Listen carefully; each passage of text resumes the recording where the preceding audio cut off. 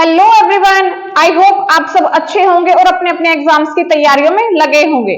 तो आज की इस वीडियो में हम डिस्कस करने वाले हैं हर टीचिंग एग्जाम में पूछे जाने वाले important topic polymers.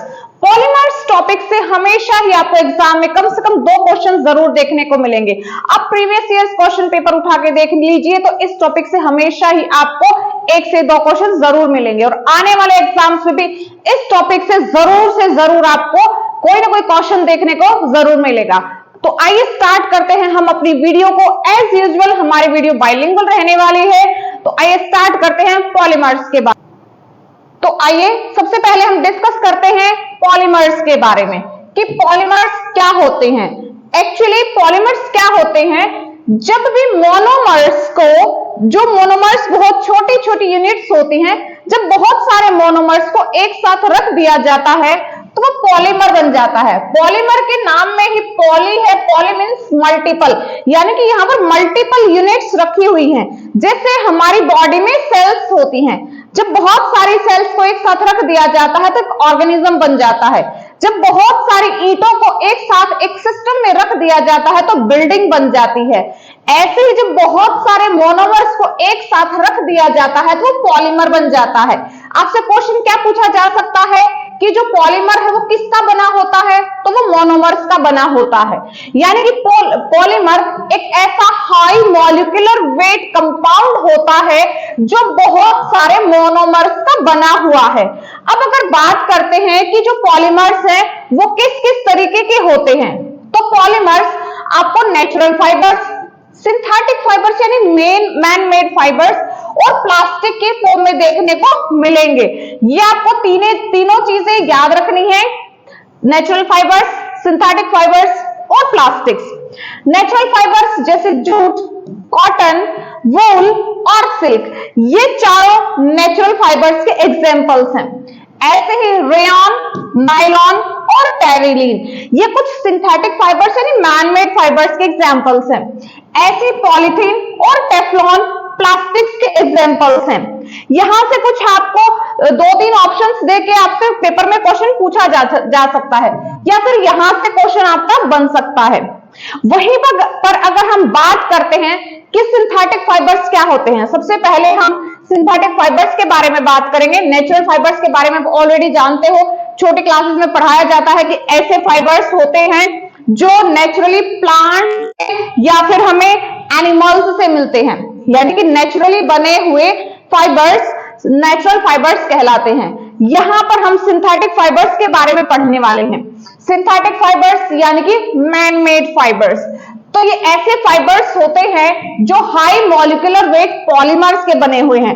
Synthetic fibres किसके बने होते हैं? पॉलीमर्स के बने होते हैं, और जो फाइब्रस फॉर्म में होते हैं, यानी कि फाइबर्स के बने हुए। फाइबर्स आप देखते हो जब भी जो ऊन होती है, जो भेड़ से मिलने वाली ऊन होती है, उसके बहुत छोटे छोटे रेशे होते हैं, फाइबर्स होते हैं, और इन्हीं फाइबर्स से मिलके क्या बनता है? yarn यानी कि धागा बनता है, और इसी को सिंथेटिक फाइबर बोला जाता है। सिंथेटिक फाइबर यानी कि मैन मेड फाइबर है और जिसको धागे के रूप में यूज किया जाता है, और उसको अलग अलग तरीकों से हम कपड़े बना सकते हैं, जैसे रेयॉन, नायलॉन, पॉलिएस्टर, ये तीनों के तीनों सिंथेटिक फाइबर्स के एग्जांपल्स हैं।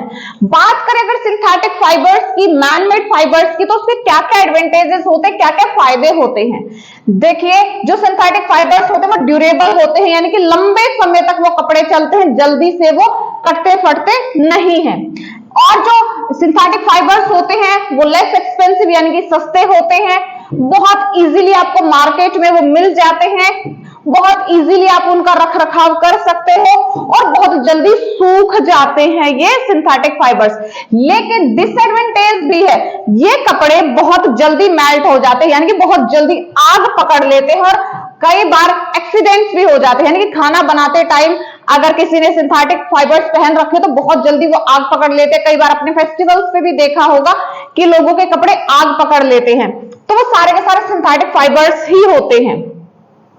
अब देखिए, सबसे पहले हम बात करते हैं रेयॉन के बारे में। जो रेयॉन होता है, रेयॉन को आर्टिफिशियल सिल्क भी बोला जाता है। रेयन बनता किससे है? जो रेयन होता है वो प्लांट से मिलने वाले सेल्यूलोज से बनता है। जब सेल्यूलोज को कुछ केमिकल्स के साथ मिला दिया जाता है तो रेयन बन जाता है। रेयन आप यहां पर देख सकते हो, जो दिखने में थोड़ा सा रेशमी है, इसको आर्टिफिशियल सिल्क भी बोला जाता है। किससे बनता है? सेल्यूलोज से बनता है। रेयन दिखने में सिल्की होता है लेकिन कॉटन जैसा होता है, आर्टिफिशियल सिल्क इसको बोला जाता है। और जो नेचुरल सिल्क होता है, जो बहुत महंगा होता है, उससे तो बहुत सस्ता होता है ये आर्टिफिशियल सिल्क। अब देखिए, बेडशीट्स को बनाने में रेयन का यूज किया जाता है। रेयन और कॉटन को मिला के बेडशीट्स बनाई जाती हैं। रेयन और वूल को मिला के कारपेट्स बनाए जाते हैं। यहां से आपसे क्वेश्चन पूछा जा सकता है, यहां से आपसे क्वेश्चन पूछा जा सकता है, यहां से आपसे क्वेश्चन पूछा जा सकता है, या फिर यहां से भी क्वेश्चन बन सकता है। तो यहां से कुछ इस प्रकार के क्वेश्चंस बन सकते हैं आपके। नेक्स्ट हम बात करते हैं और दूसरे सिंथेटिक फाइबर्स के बारे में, और अब हम बात करने जा रहे हैं नायलॉन के बारे में। अभी तक हमने रेयन के बारे में पढ़ लिया है, अब बात करते हैं नायलॉन के बारे में। हमने देखा है कि जो रेयन है वो कॉटन से बनाया गया है, यानी कि जो सेल्यूलोज है उससे बनाया गया है, तो वो फुली सिंथेटिक नहीं है। अब देखिए, जो रेयन है वो फुली सिंथेटिक फाइबर होता है और नायलॉन ऐसा सिंथेटिक फाइबर है जो कंप्लीटली सिंथेटिक है। और सबसे पहले नायलॉन ही बनाया गया था। नायलॉन कॉल, वाटर और एयर से मिलकर बना होता है। जो नायलॉन है, नायलॉन किससे मिलके बना है? नायलॉन अमाइड नाम के मोनोमर से मिलके बना है। अगर हम रेयन की बात करते तो रेयन सेल्यूलोज से बना है। अगर नायलॉन की बात करें तो नायलॉन अमाइड मोनोमर से बना है, यानी कि अमाइड, बहुत सारे अमाइड्स को जब एक साथ रख दिया जाता है तो पॉलीअमाइड बन जाता है। और पॉलीअमाइड क्या होता है? नायलॉन होता है। जो नायलॉन होता है वो बिल्कुल किसी भी के साथ रिएक्शन नहीं करता है, केमिकली इनर्ट होता है, बहुत जल्दी आग नहीं पकड़ता है, बहुत टफ और बहुत स्ट्रॉन्ग होता है, बहुत जल्दी नायलॉन कटता फटता नहीं है। जो नायलॉन होता है वो इतना ज्यादा स्ट्रॉन्ग होता है कि स्टील के तार से, जितना पतला स्टील है उतना ही पतला अगर नायलॉन का एक तार है तो स्टील से बहुत ज्यादा स्ट्रॉन्ग होता है नायलॉन। बहुत अच्छे से, बहुत इजीली वॉश हो जाता है और दिखने में चमकदार होता है नायलॉन। नायलॉन रोप्स बनाने में यूज किया जाता है, रस्सियां बनाने में, टेंट बनाने में। जो भी आप ये टेंट्स देखते हो, जो पहाड़ों में टेंट लगाए जाते हैं, वो टेंट बनाने में, रस्सियां बनाने में। जो टूथ ब्रशेस होती हैं उसके ऊपर के जो ब्रिसल्स होते हैं उनको बनाने में, कार की सीट्स बनाने के लिए, बेल्ट, कर्टेन, सॉक्स और पैराशूट्स बनाने में इसका नायलॉन का यूज किया जाता है। नायलॉन की रस्सियां जो आप देखते हो वो कितनी मजबूत होती हैं। अगर बात करें क्वेश्चन कहां से बन सकता है आपका, तो क्वेश्चन आपका बनेगा, एक तो यहां से पॉलीअमाइड का आपका क्वेश्चन बनेगा। दूसरा आपका क्वेश्चन यहां से बनेगा कि जो नायलॉन के टाइप्स होते हैं, नायलॉन के दो टाइप्स होते हैं, नायलॉन 6 और नायलॉन 66। यहां से क्वेश्चन आया है, आगे भी आएगा। तो जो नायलॉन 6 है वो किस मोनोमर का बना हुआ है? तो नायलॉन कैप्रोलैक्टम नाम के मोनोमर का बना होता है। यहां से क्वेश्चन आता है। इसके फॉर्मूला से तो कोई क्वेश्चन नहीं बनता है, लेकिन यहाँ कैप्रोलैक्टम से आपका क्वेश्चन जरूर बनेगा। उसके बाद जो दूसरा नायलॉन होता है जिसको नायलॉन 66 के नाम से जाना जाता है, ये कौन से मोनोमर से बना है? तो जो नायलॉन 66 होता है वो हेक्सामिथाइलिन डायअमीन और एडिपिक एसिड का बना हुआ है। ये आपको किसी भी तरीके से क्वेश्चन दिया जा सकता है, आपको 4 ऑप्शंस देके भी पूछा जा सकता है, या फिर आपको मैच करने के लिए भी आपको यहाँ पे क्वेश्चन दिया जा सकता है। 100% आपका यहां से क्वेश्चन बनेगा ही बनेगा। बात करते हैं पॉलिएस्टर के बारे में। तो अभी हम बात कर रहे थे पॉलीअमाइड के बारे में। पॉलीअमाइड में मोनोमर क्या है? अमाइड है। पॉलीएस्टर में मोनोमर क्या है? एस्टर है। यानी कि जब बहुत सारे एस्टर्स को एक साथ रख दिया जाता है तो पॉलीएस्टर बन जाता है। तो इसका मोनोमर क्या हुआ? एस्टर है। ये जो सिंथेटिक फाइबर्स होते हैं, जो पॉलिएस्टर से बने हुए सिंथेटिक फाइबर्स होते हैं, उनमें बहुत ज्यादा रिंकल्स नहीं पड़ती हैं।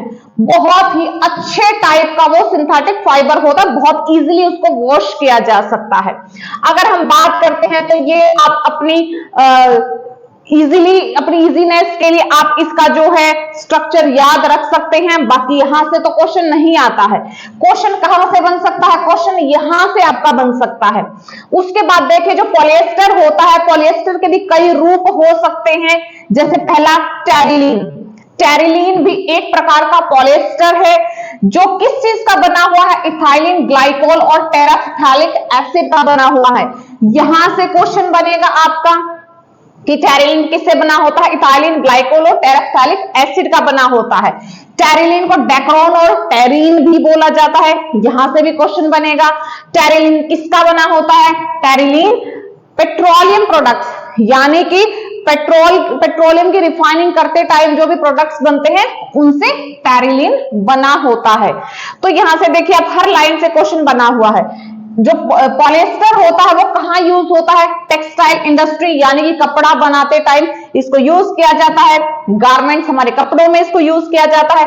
एक और प्रकार का जो पॉलिएस्टर है वो पेट, पीईटी, पेट, जिसका फुल नेम है पॉलीइथाइलिन टेराफ्थैलेट।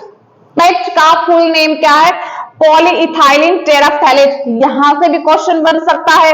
जो पेट होता है, आपने देखा होगा जो बहुत सारे हमारे घरों में यूज होने वाले जो जार्स होते हैं, बॉक्सेस होते हैं, उस पे लिखा होता है पेट बॉटल्स।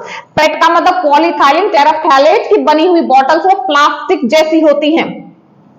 क्या बनाने में यूज किया जाता है? बॉटल्स बनाने में यूज किया जाता है, यूटेंसिल्स बनाने में यूज किया जाता है, वायर्स और फिल्म्स बनाने में यूज किया जाता है, और बहुत सारे यूजफुल प्रोडक्ट्स इस पेट से आपको बने हुए दिखाई देंगे। उनके ऊपर स्पेशली मेंशन होता है पेट बॉटल्स या फिर पेट जो भी वो चीजें आप यूज कर रहे हो।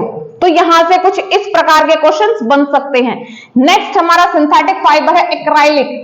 जो एक्राइलिक होता है ये भी एक सिंथेटिक फाइबर होता है, बिल्कुल ऊन जैसा, वूल जैसा दिखाई देता है। ये जो एक तो होती है नेचुरल वूल जो हमें शिप्स से मिलती है, एक जो है वो है सिंथेटिक वूल। जो एक्राइलिक होता है, जो स्वेटर, शॉल्स और ब्लैंकेट्स, आजकल हम जो ब्लैंकेट्स यूज करते हैं वो किस चीज के बने हुए हैं? वो एक्राइलिक के बने होते हैं, जो एक सिंथेटिक फाइबर होता है।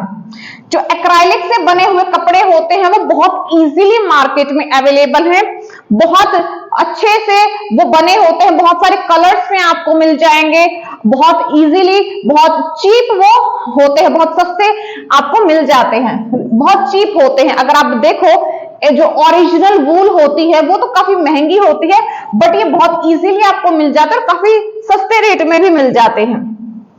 यहां से तो फिर से कोई क्वेश्चन नहीं बनता है। क्वेश्चन यहां से बन सकता है, यहां से बन सकता है और यहां से क्वेश्चन बन सकता है। बात करते हैं कि यहां से भी आपका क्वेश्चन बन सकता है कि जो पॉलीकॉट होता है वो क्या होता है?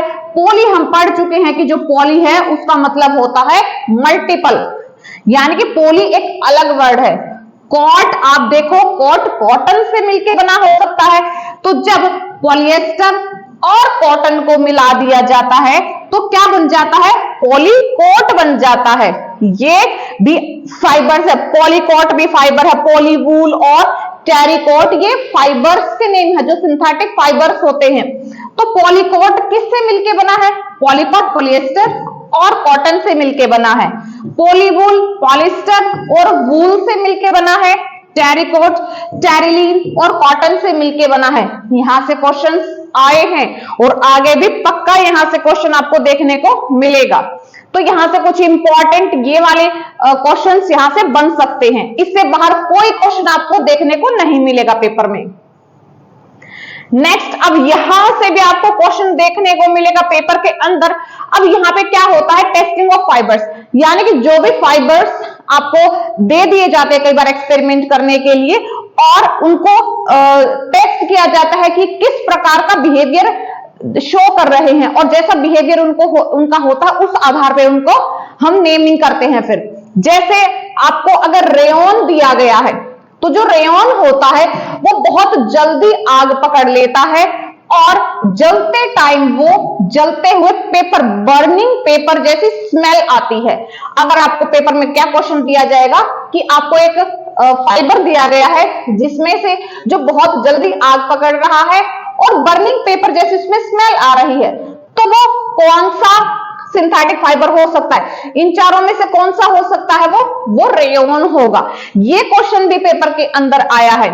बात करें अगर नायलॉन की, तो नायलॉन इतनी जल्दी आग नहीं पकड़ता है, और जब वो जलता है तो वो बीड्स बनाता है, यानी कि जल के ऐसे गांठों के रूप में इकट्ठा हो जाता है, और जलते टाइम बर्निंग हेयर यानी कि जलते हुए बालों जैसी स्मेल उसमें से आती है।